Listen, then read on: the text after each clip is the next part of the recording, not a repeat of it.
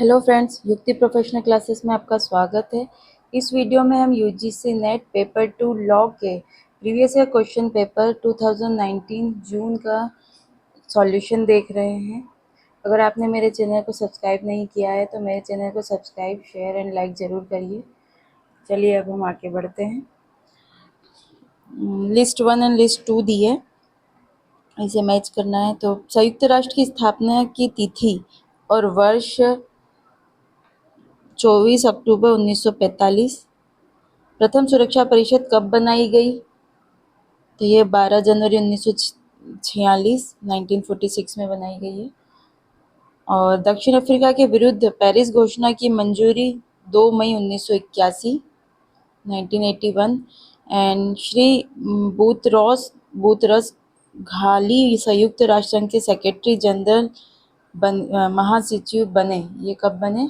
तो ये 1 जनवरी 1992 को बने। राइट ऑप्शन है ऑप्शन 4। चलिए नेक्स्ट क्वेश्चन है, निम्नलिखित कथनों में से कौन से सही हैं? ए, संयुक्त राष्ट्र चार्टर अथवा अंतर्राष्ट्रीय कोर्ट ऑफ जस्टिस के विनियमन के अंतर्गत फोरम पोरोगेटम के सिद्धांत के प्रचालन पर विचार नहीं किया गया। तो ये स्टेटमेंट करेक्ट है। बी, फोरम पोरोगेटम का सिद्धांत वहाँ लागू नहीं किया जा सकता जहाँ पर पहले से ही कोर्ट रेशने परसोने के क्षेत्राधिकार के अधीन हो। तो ये स्टेटमेंट रॉन्ग है। सी, फोरम पोरोगेटम का सिद्धांत न्यायालय के क्षेत्राधिकार की सहमति को व्यक्त करने के अनौपचारिक तरीके का समर्थन करता है। तो ये स्टेटमेंट करेक्ट है। एंड डी, फोरम पोरोगेट के सिद्धांत के नियम का निरूपण आइलैंड ऑफ पोलोमिस केस 1928 में अंतर्राष्ट्रीय के स्थायी कोर्ट द्वारा किया गया। तो ये स्टेटमेंट रॉन्ग है। तो ऑप्शन सेकेंड इज करेक्ट है, ऑप्शन है। नेक्स्ट है, निम्नलिखित कथनों में से कौन से सही है? पहला है ए, गेट यूरेगे बैठक के चरम बिंदु के परिणाम स्वरूप डब्ल्यूटीओ की स्थापना की गई। तो ये स्टेटमेंट सही है। नया विश्व व्यापार संगठन डब्ल्यूटीओ ने 1 जनवरी 1995 में कार्य करना शुरू किया है। ये स्टेटमेंट भी करेक्ट है। सी, स्थापना के समय डब्ल्यूटीओ में कुल 88 सदस्य थे। ये रॉन्ग है। और डी, डब्ल्यूटीओ के 7वें मंत्री सम्मेलन का आयोजन मोरक्को में 30 नवंबर से 2 दिसंबर 2008 के दौरान किया गया। तो ये स्टेटमेंट भी रॉन्ग है। तो option third is correct. Next है, निम्नलिखित में से कौन सा अंतर्राष्ट्रीय मानवतावादी कानून का आधार नहीं है तथा जो सैन्य संघर्ष की घड़ी में आपातकालीन मानवतावादी कार्य करने का मार्ग प्रशस्त करता है?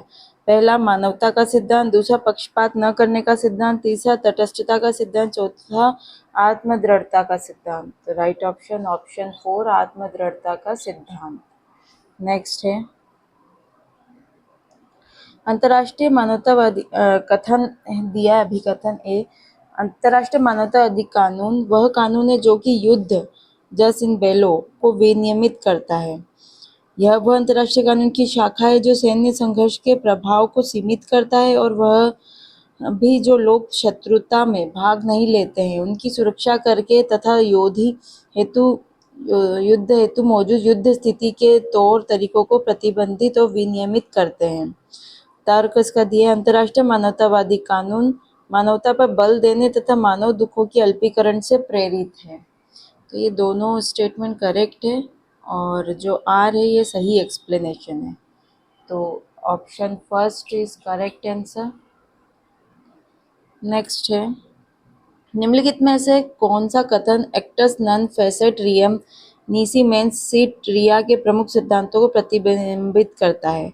पहला, मेंस रिया किसी अपराध का अहम घटक है तथा मेंस रिया के बिना कोई अपराध नहीं हो सकता। दूसरा है, भारतीय कानून के अंतर्गत आपराधिक जिम्मेदारी हरदम मेंस रिया का इस्तेमाल करता है। तीसरा है, अपराध करने हेतु एक्टस रियस और मेंस रिया का होना जरूरी है। चौथा, अपराध करने हेतु हरदम एक्टस रियस आवश्यक नहीं होता। तो ऑप्शन थर्ड, अपराध करने हेतु एक्टस रियस और मेंस रिया का होना जरूरी है। नेक्स्ट है, एक्स ने आभूषणों को चोरी करने के उद्देश्य से वाई के बॉक्स को खोला तथा उसे खाली पाया। निम्नलिखित में से कौन सा कथन सही है?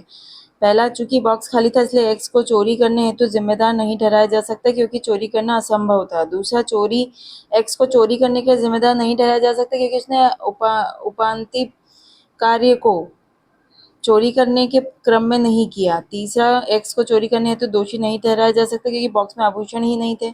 चौथा, एक्स को चोरी करने के लिए दोषी ठहराया जा सकता क्योंकि उसका उद्देश्य चोरी करना ही था जिसके लिए उसने यह कार्य किया था। तो राइट ऑप्शन है ऑप्शन 4, उसे चोरी के लिए दोषी ठहराया जाएगा।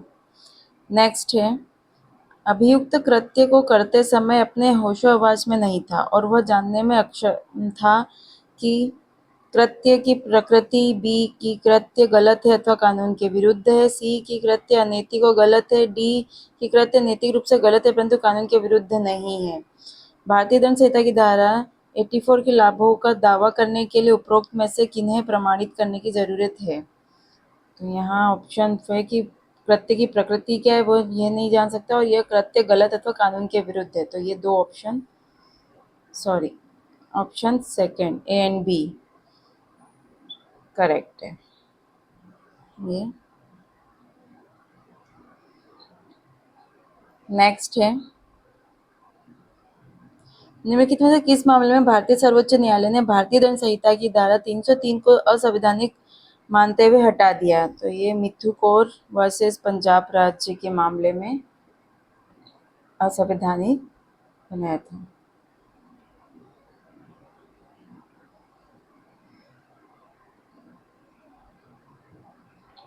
नेक्स्ट क्वेश्चन है, राजद्रोह का तात्पर्य है सरकार के कदमों को गैर मंजूरी की अभिव्यक्ति ताकि उनका विकल्प प्राप्त किया जा सके।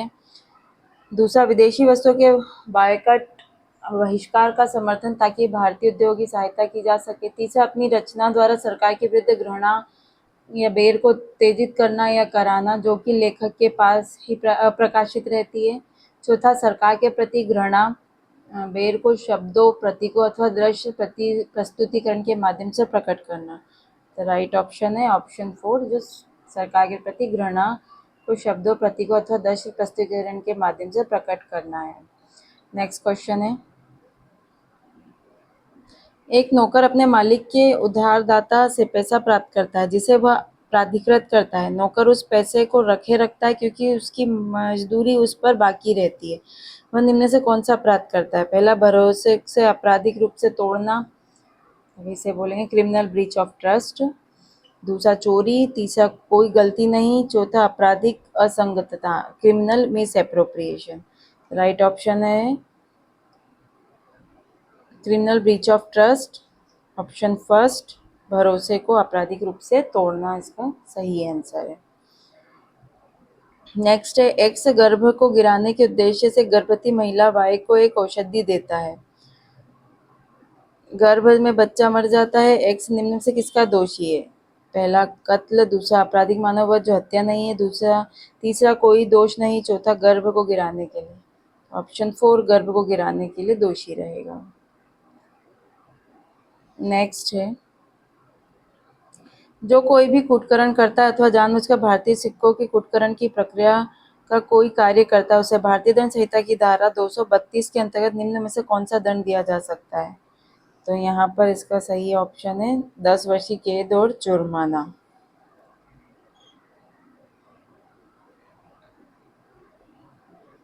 नेक्स्ट क्वेश्चन है,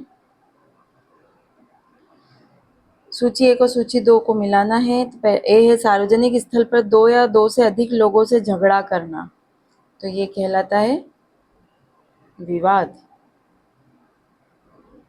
दो या दो से अधिक व्यक्ति, अफ्रे, इंग्लिश में इसको अफ्रे बोला जाता है। किसी गुनाह को करने का प्रयास, औप्रेरण, अबेटमेंट, ये अबेटमेंट है।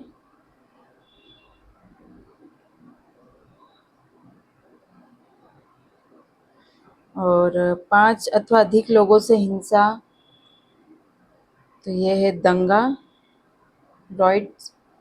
एंड शब्दों, प्रतीकों अथवा दृश्य प्रदर्शन द्वारा राज्य के विरुद्ध अपराध, तो ये सीडेशन, राजद्रोह, ऑप्शन 4। और ये जो विवाद है ये अफ्रे।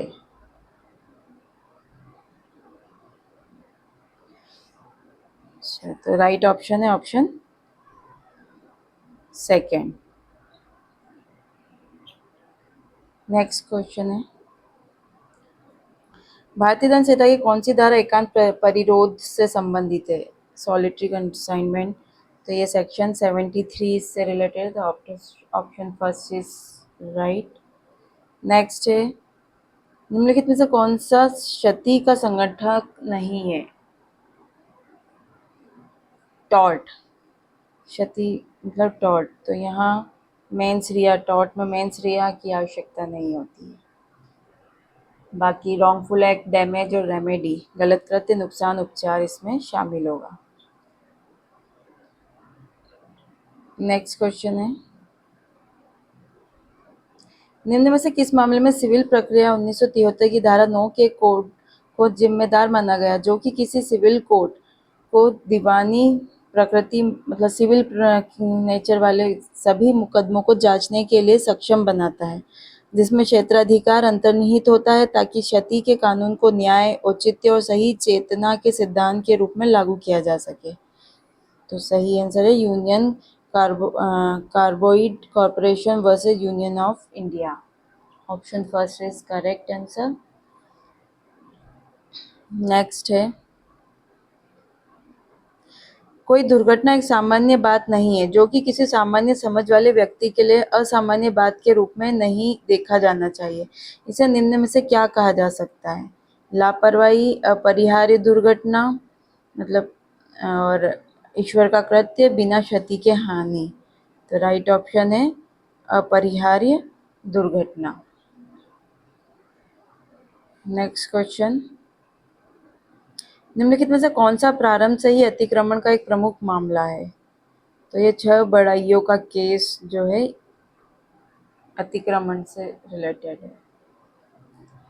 नेक्स्ट है, हॉलबैक होटल लिमिटेड वर्सेस स्कॉरबोरो बोरो काउंसिल निम्न में से किस पर आधारित एक प्रमुख केस है? तो ये उपद्रव से रिलेटेड है, मतलब न्यूसेंस से रिलेटेड।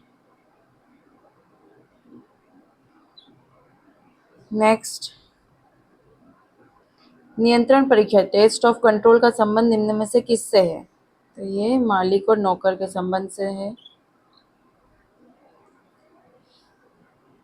नेक्स्ट क्वेश्चन, हमें नए सिद्धांतों तथा नए नियमों को बनाने की ज़रूरत है जो कि पर्याप्त रूप से उन नई समस्याओं के समाधान से जुड़े हुए हैं जो उच्च औद्योगिक समाजों पर में पनप गए हैं, जिन्हें निम्न में इस किस में दिया गया है ये? तो ये एमसी मेहता वर्सेस भारत संघ के केस में दिया गया था। नेक्स्ट क्वेश्चन है, परीक्षाएं आयोजित करवाने वाला संवैधानिक बोर्ड सेवा प्रदाता नहीं है तथा परीक्षा आयोजित करते समय प्रत्याशियों को सेवा प्रदान नहीं करता। यह उच्चतम न्यायालय ने किस वाद में दिया है? तो ये Bihar school examination board versus Suresh Prasad Sinha 2009 के केस में लेट डाउन हुआ है, ऑप्शन सेकेंड। नेक्स्ट है, अबीमित वाहन भी मोटरयान अधिनियम की धारा 165 की परिधि के अंतर्गत आते हैं, ऐसा माना गया है। तो ये Parmanand Thakur versus commissioner coal mines के केस में कहा गया है, 1988। नेक्स्ट है, प्रतिस्पर्धा अधिनियम की धारा 3 और 4 के उल्लंघन का उपचार निम्न में से किस में दिया गया है? तो ये सेक्शन 27 में दिया गया है। आज के लिए इतना ही, मिलते हैं नेक्स्ट वीडियो में। Thank you.